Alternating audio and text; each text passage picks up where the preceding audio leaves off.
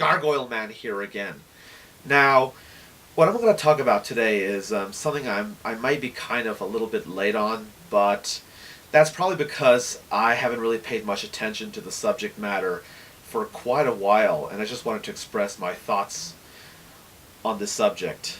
Now, recently I've learned that G4, X-Play, and Attack of the Show are going to be cancelled. Now, I never really cared much for Attack of the Show. I just never got into the show, so I have no real opinion on Attack of the Show. But when I heard about the cancellation of G4 and X-Play, here's how I felt. Yes! Yes! Now that was music to my ears. Now to begin with, I never was always a hater of X-Play and G4. As a matter of fact, I used to be a fan of X-Play when it was part of Tech TV. X-Play used to be one of my favorite shows at that time. And that was when X-Play actually used to be a great show. I mean, Adam and Morgan were funny. I always enjoyed their skits and their reviews.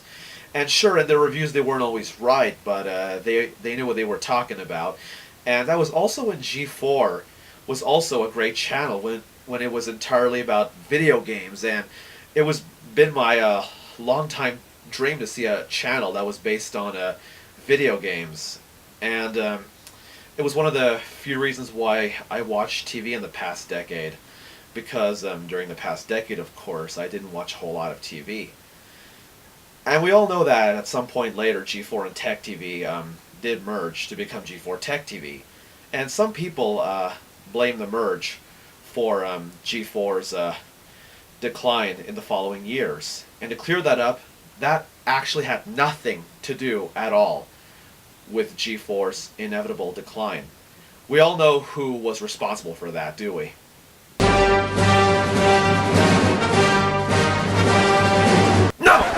No, I'm sorry. I'm totally sorry about that. Please forgive me. Even the dark side is too good for Neil Tiles. Hey, at least Darth Vader and his minions knew that they were following the dark path. But Neil Tiles, on the other hand, is a self-deluded prick who thinks what he's doing is for the better. I mean, come on! I mean, we all know what he did with G4. I mean, he turned it from a video game-based channel into an inferior and blatant version of Spike TV. I mean, there's no covering up how bad that really is.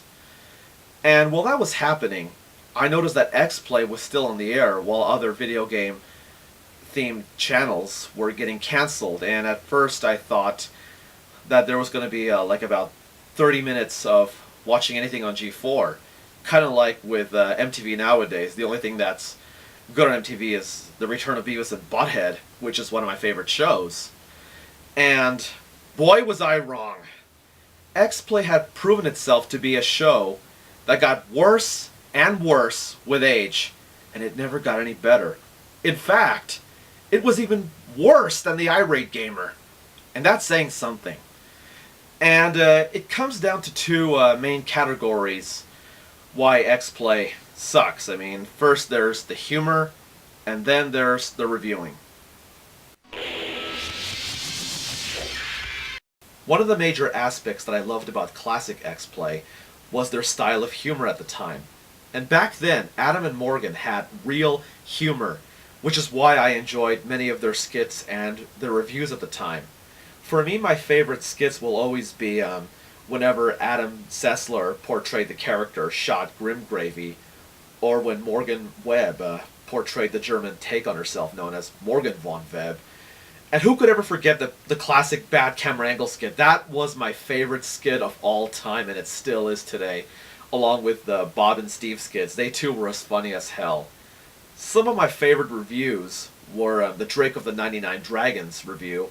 Like Adam said in one episode, I remember, that bad games do make for great TV. As well as the American Idol review, which parodies the American Idol show in a funny way. And of course, the Mario and Luigi Superstar Saga review, which I like how they show in a comical manner an explanation of how the developers came up with names like Bean Land and Hoo Hoo Mountain. Unfortunately, ever since Neil Tiles took over G4 and started ruining the channel as well as X-Play. He stripped X-Play of the humor that they once had in favor of humor that is meant to appeal to the mainstream media. I mean, most of their humor ever during the Neil Tiles era kind of was just so unfunny, stupid, and so blatantly irritating that I just could not withstand any of their humor. I couldn't even laugh at all at their humor. I mean, I haven't seen every episode. They might have done maybe a few things that were funny, but who knows? I couldn't bring myself to watch every episode during the Neil Tiles era. But much of what they do kind of resembles some of the humor that I see in the mainstream media since the past decade. Which I believe that's what Neil Tiles was trying to do, trying to make the show more watchable for the so-called mainstream media.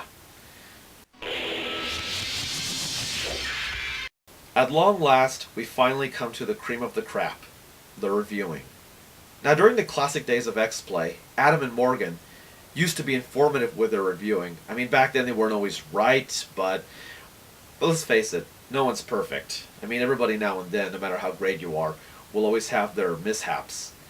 But under Neil Tiles, X-Play became a big bias fest. I mean, they don't know jack shit about the games they review.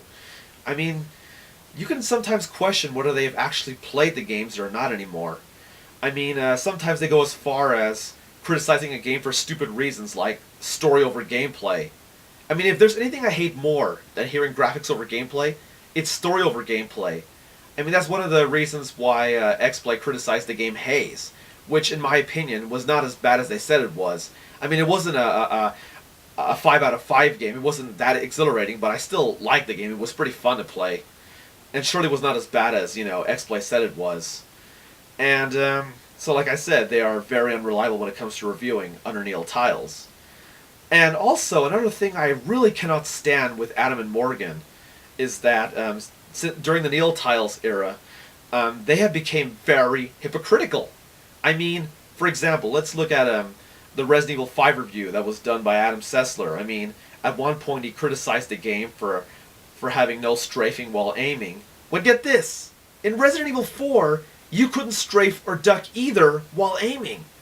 I don't understand why would you complain about that in Resident Evil 5, but not on RE4.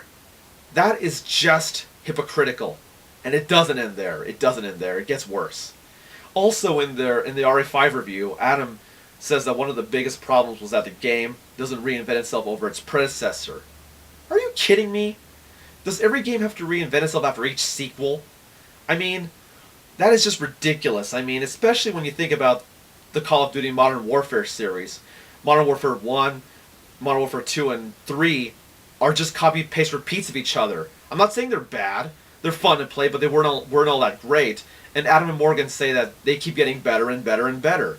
Especially at the beginning of the Modern Warfare 3 review when Adam says that the game lives up to all the hype it deserves and said it was the best out of all of them. I mean, the whole review was just basically an advertising commercial rather than a review. I mean, they were talking about gravity-defying moments and all those fun moments. Well, get this. Those moments were fun, but they were all staged.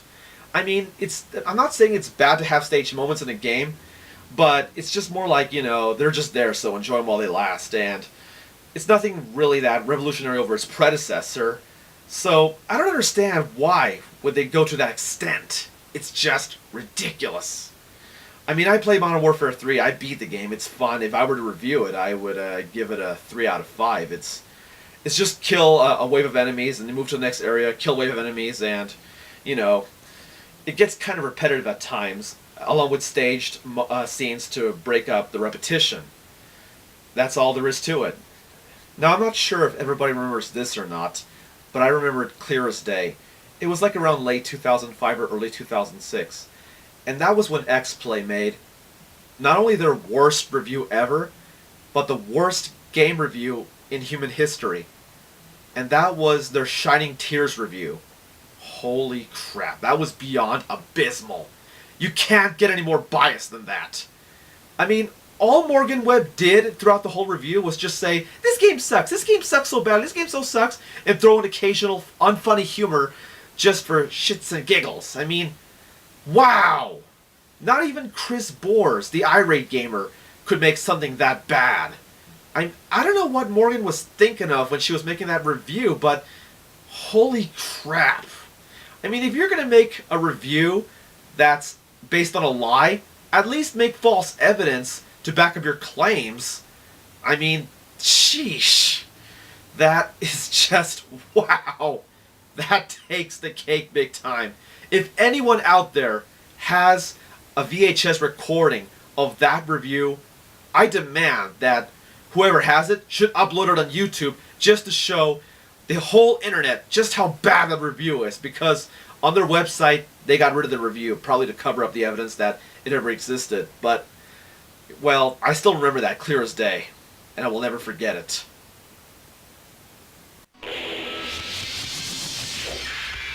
So in the end, it's safe to say that I'm very happy to hear that both G4 and X-Play are finally going to get put out of their misery for good. And yes, I was aware that Adam Sessler had left X-Play around April or May of 2012, which doesn't even really matter at all, considering that X-Play has sucked ever since Neil Tiles took over G4. So I'm happy that Adam has abandoned the sinking ship that is G4. Now the point I wanted to make in criticizing X-Play is that, well, of course X-Play during the Neil Tiles era, is that there is a big difference between opinion and bias. I mean, everyone who's played video games or watched various movies, not everybody's going to agree with each other on what they played or watched, no matter how good or bad movies or games are. And that's cool, because everyone has different viewpoints, and we're all different from all each other. And I respect everyone's opinions. But when you're biased as all hell, then you have no real opinion at all.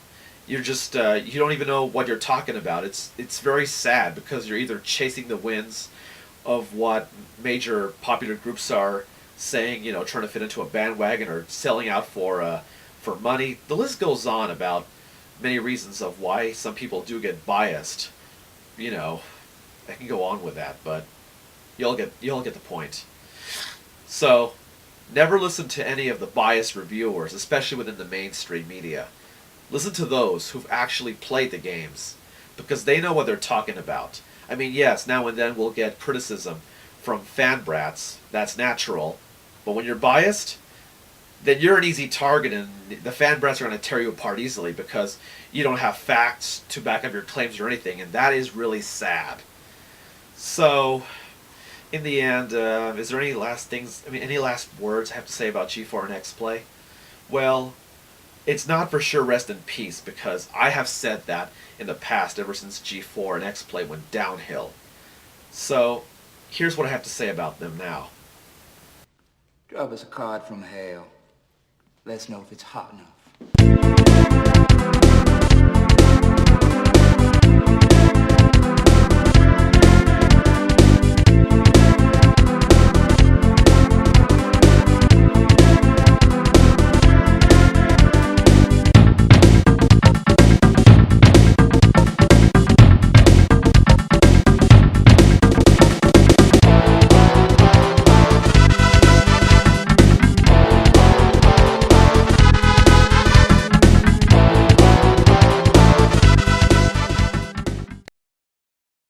You know, a few years back, I remember there was a video game reviewer on YouTube who went by the name of Pyramid Head 87, and I remember he had a video about, ranting about G4 and X-Play, and I remember correctly that he made a premonition that X-Play would be the last show to go down with G4. Now, wherever he is right now, if you're watching this, guess what? Your premonition came true!